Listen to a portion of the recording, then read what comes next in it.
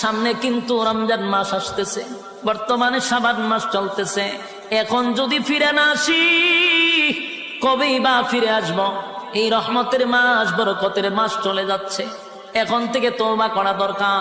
আল্লাহ আপনার হুকুম যা লঙ্ঘন করছি, তাম জিন্দেগির গুনার বোঝা মাথায় লইয়া নজুলে রহমতের সময় যদি চোখের পানি গুলো ছেড়ে দিয়া কান্দেন আর বলেন, মালিক জীবনের সব গুনার উপরে লজ্জিত, আল্লাহ এতদিন আপনার হুকুম পালন করি নাই, আল্লাহ শয়তানের ওয়াসওয়াসায় পড়ে করছি গো, আপনি মাফ করে দেন।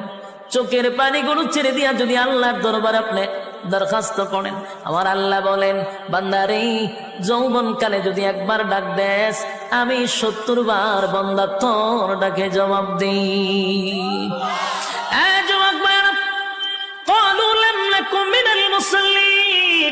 যারা দুনিয়ার জমিনে মুসল্লি ছিল না তারাই তো জাহান্নামী, এক নম্বরে জাহান্নামে যাওয়ার কারণ।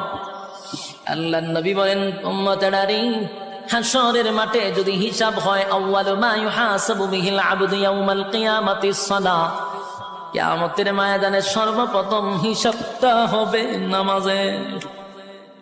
বলুন কিসের? ১ নম্বর হিসাব হবে নামাজ। অথচ আমাদের সমাজের মানুষ নামাজটাকে বড় অবহেলা করে, নামাজ পড়ে না, হেলায় আর কেলায়।